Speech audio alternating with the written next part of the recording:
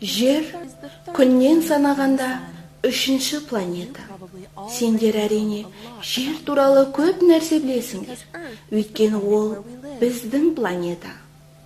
Жер ішкі планеталардың, яғни күнге таяу айналып жүрген 4 тас ғаламшардың ең үлкені болғанымен, ол күн жүйесінің сыртқы жағына таман орналасқан 4 газды алыптан әлде қайда кіші.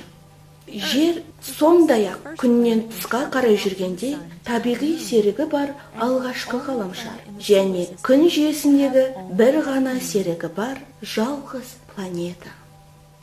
Жердің күн жүйесі планеталарының арасындағы бірегейлігі, ол бетінде сұйық күйдегі суы бар жалғыз ғаламшар.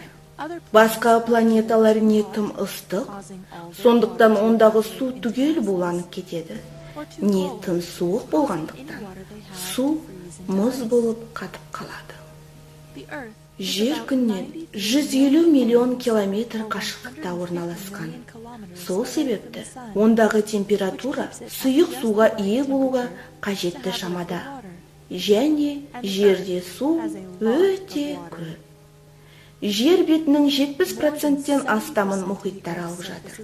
Бұл мұхиттың ауданы құрлықтан 2 еседен астам артық деген сөз.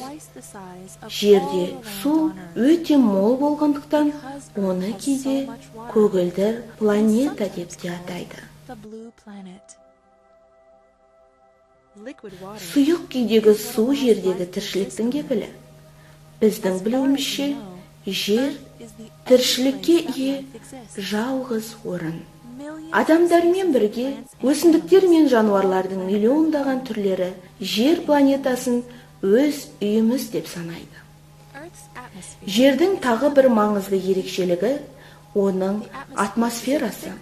Атмосфера бұл жерді толық қоршап тұрған қалың газды қабат. Ол негізінен азот пен оттегінен тұрады. Атмосфера бізге тыныс алуға мүмкіндік береді. Ол сондай-ақ күн қызуын ұстайтын жамылғы ретінде әрекет етіп, жердегі жылуды сақтауға көмектеседі.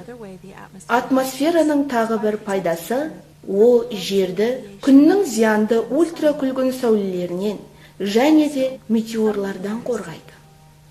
Ғарыштан жерге құлаған нәрсенің бәрі атмосферадағы газдарға үйкеледі де қатты қызады. Олардың көбісі жер бетіне жетпей-ақ толық өртеніп кетеді. Ал қалғандары жерге тигенше әлде қайда кішірейіп кетеді.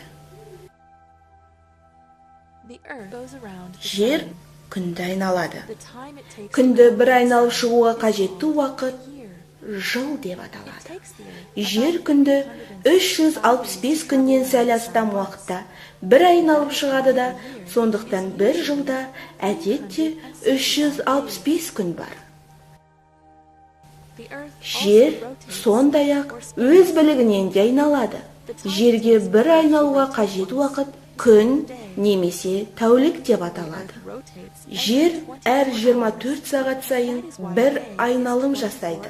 Сол себепті тәулікте 24 сағат бар. Жер тіп-тік айналмайды. Ол еңкейген.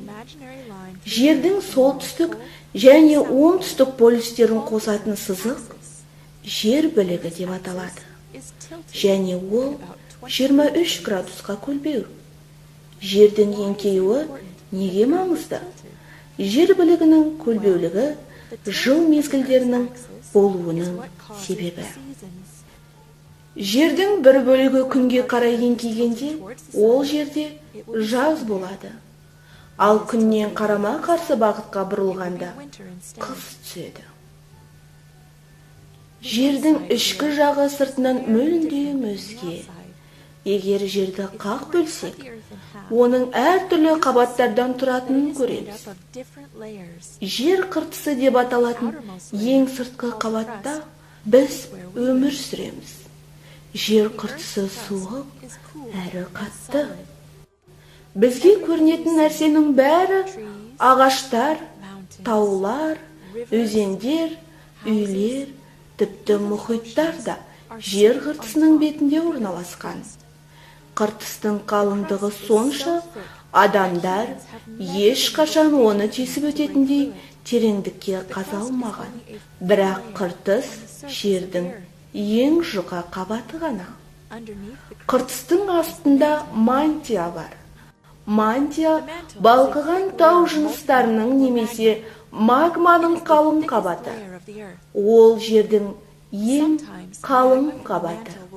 Кейде магма мантиядан жанартаулар арқылы жер бетіне шығады. Ядро жердің тура ортасында орналасқан, және ол өте ыстық. Ондағы температура 1000 градусқа жетеді. Ол металдан, негізінен темір мен никельден түзілген. Ядро өте ыстық болғанмен, ондағы қысымның жоғарылығы сонша, ол бәрібір қатты. Жер біз үшін маңызды, өйткені ол біздің үйіміз. Дәл қазір жерде 7 миллиардтай адам, сондай-ақ өсімдіктер мен жануарлардың миллиондаған түрі өмір сүреді. Осы уақытқа дейін бүкіл әлемнен бізге жайлы қоныс болуға жарайтын басқа ешбір планета тапқан жоқпыз. Сондықтан өз планетамызды аялап ұстау өте маңызды.